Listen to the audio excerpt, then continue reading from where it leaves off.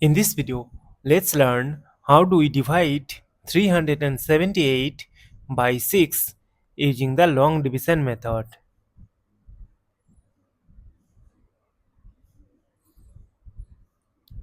See that 3 is less than 6, so we will consider the two digits, that is the number 37. We know that 6 times 6 is equal to 36. Subtract, we get 1. Now this 1 is less than 6, so we will bring down this adjacent 8 here.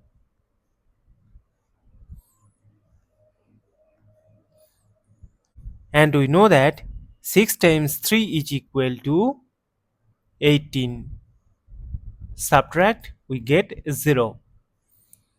As we get the number 0 and we have no number to bring down here, so we will stop.